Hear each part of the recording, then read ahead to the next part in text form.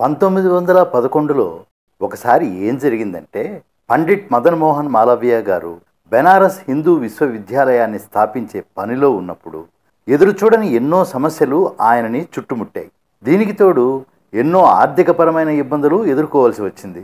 పండిట్ మదన్ మోహన్ మాలవీయ గారు హిందూ యూనివర్సిటీ నిర్మించాలని దృఢ నిశ్చయంతో ఉండడం మూలాన ఎన్నో ఊర్లు తిరిగి ఎంతో మందిని కలిసి విరాళాలు పోగు చేశారు.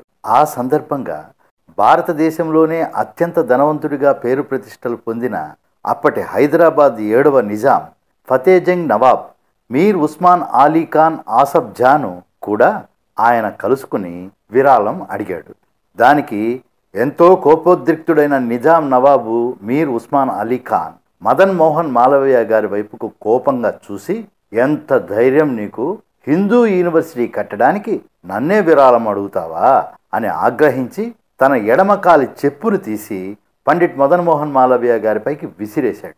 మనమైతే ఏం చేసిండో వాళ్ళమో తెలియదు కానీ మదన్ మోహన్ మాలవీయ గారు మాత్రం మాట్లాడకుండా ఆ చెప్పుని బజార్ సెంటర్కు తీసుకువచ్చి అక్కడున్న వారికి, ఇది నిజాం నవాబు గారి చెప్పు, నాకు విరాళంగా ఇచ్చారు, నేను దీన్ని ఇప్పుడు వేలం వేయబోతున్నాను అని చెప్పి వేలం పాట మొదలుపెట్టాడు. అరే, మన నవాబు గారి చెప్పు వేలానికి వచ్చిందని తెలిసిన ప్రజలు పోటీపడి వేలం పాడడం మొదలుపెట్టారు.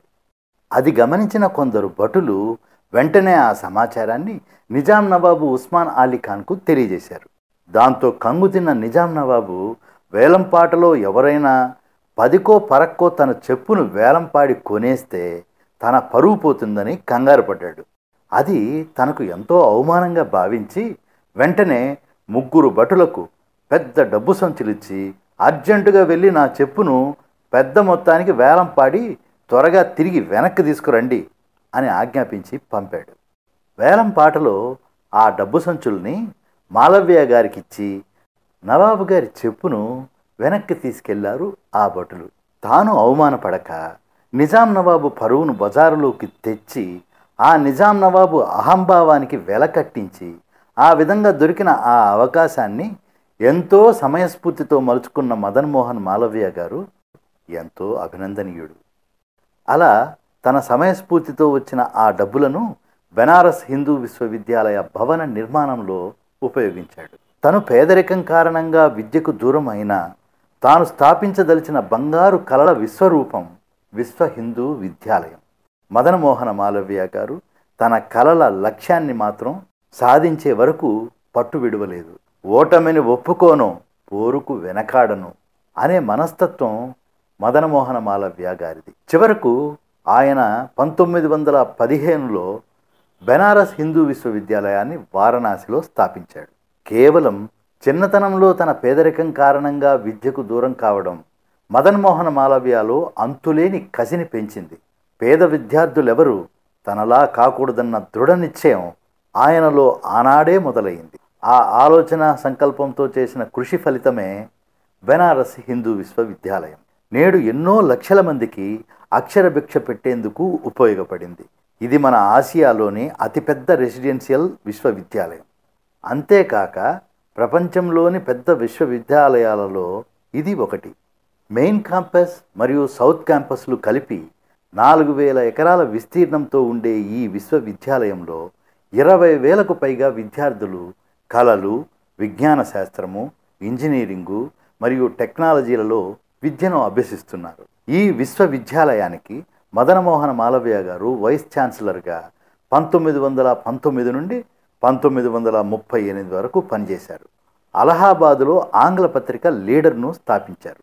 ఆయన బహుముఖ ప్రజ్ఞాశాలి, ఉపాధ్యాయుడు, భారత స్వాతంత్ర సమరయోధుడు, న్యాయవాది, పాత్రికేయుడు, వైస్ ఛాన్సలర్, రాజకీయ నాయకుడు, వక్త, కవి, స్థాపకుడు. 1886లో కలకత్తాలో జరిగిన 2వ జాతీయ సమావేశం తొలి వేదికగా మాలవీయ గారు చేసిన ప్రసంగం ఆనాడు ఎందరినో అలరించింది, ఆకట్టుకుంది. అలా మొదలైన కాంగ్రెస్తో అనుబంధ రాజకీయ ప్రస్థానం 50 ఏళ్ల పాటుగా సాగింది. కాంగ్రెస్కు 4 సార్లు జాతీయ అధ్యక్షుడైన ఘనత ఆయనకే దక్కింది. సత్యమేవ జయతే అనే నినాదాన్ని వ్యాపింపజేశాడు. కులమత భేదాలను పోగొట్టడానికి కృషి చేశాడు. హిందుత్వాన్ని విపరీతంగా అభిమానించే మాలవ్య బ్రిటిష్ పాలన వల్ల భారతదేశ సంస్కృతి సాంప్రదాయాలకు ముప్పు ఏర్పడుతుందని ఆందోళన పడ్డాడు. 1922-23లో హిందూ మహాసభ అధ్యక్షుడిగా బ్రిటిష్ రాజ్యంలో భారత భవిష్యత్తును నిరర్ధించడానికి ఏర్పాటైన సైమన్ కమిషన్ను వ్యతిరేకించడానికి లాలా లజపతిరాయ్, జవహర్లాల్ నెహ్రూ ఇంకా ఇతర స్వాతంత్ర సమర యోధులతో కలిశాడు.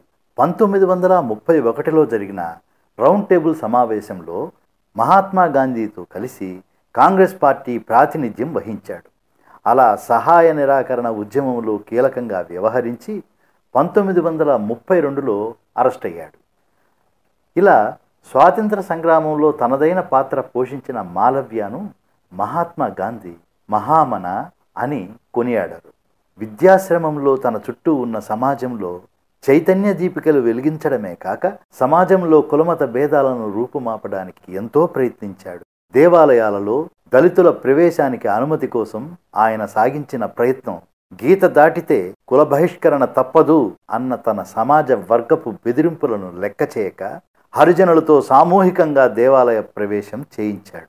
హిందుత్వానికే ఆత్మగా మారి హిందూ విలువల కోసం పోరాడిన మాలవ్యను మాజీ రాష్ట్రపతి సర్వేపల్లి రాధాకృష్ణన్ కర్మయోగిగా కొనియాడి ప్రశంసించారు.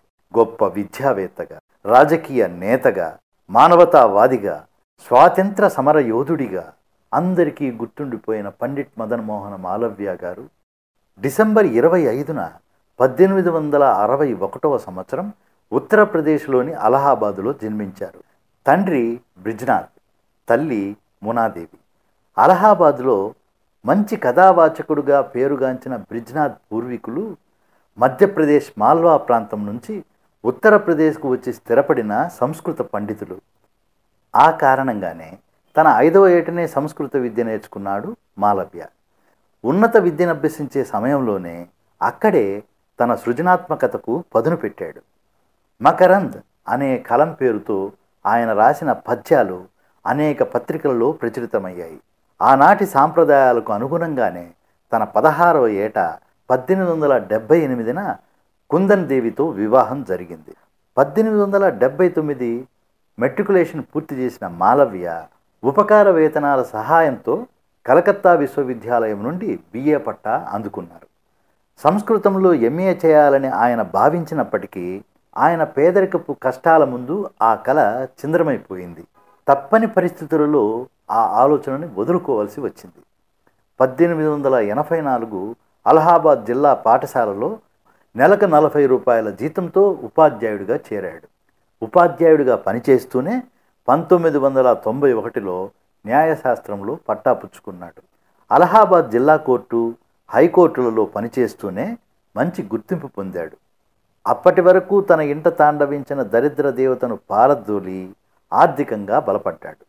అయితే దేశ సేవకు తన జీవితం అంకితం ఇవ్వాలని భావించి న్యాయవాది వృత్తిని వదులుకున్నాడు.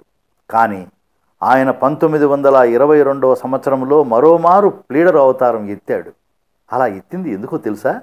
చౌరీ చోరా అల్లర్ల కేసులో ఉరిశిక్షబడిన 156 మంది స్వాతంత్ర సమరయోధులను నిర్దోషులుగా నిరూపించి విడిపించడానికి.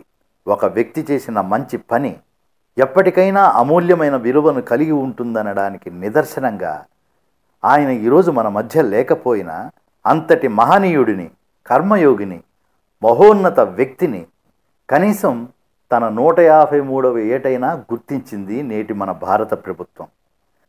2014లో ఆ మహాత్ముడి ప్రాధాన్యతను గుర్తించి అత్యున్నత పురస్కారమైన భారతరత్న పురస్కారాన్ని ఆయనకు ప్రకటించటం ఎంతో అభినందనీయం.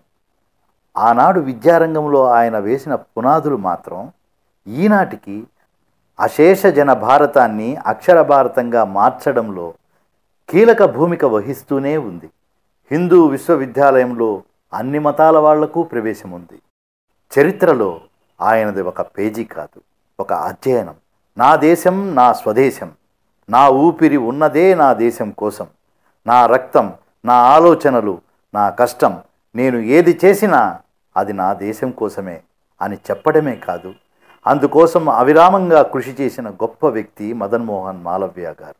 భగవంతుడు మనిషికిచ్చిన వరాలలో ముఖ్యమైనది ఎటువంటి పరిస్థితులలోనైనా తనకు అనుకూలంగా ఎలా ప్రతిస్పందించాలో తెలుసుకున్నవాడే సాధారణ వ్యక్తి స్థాయి నుండి అసాధారణ వ్యక్తి స్థాయికి చేరుతాడు. ఈ వీడియో మీకు నచ్చినట్లయితే లైక్ చేయండి లేదా షేర్ చేయండి. రెగ్యులర్ అప్డేట్ వీడియోస్ కావాలంటే మాత్రం నా ఛానల్ని తప్పకుండా సబ్స్క్రైబ్ చేయండి.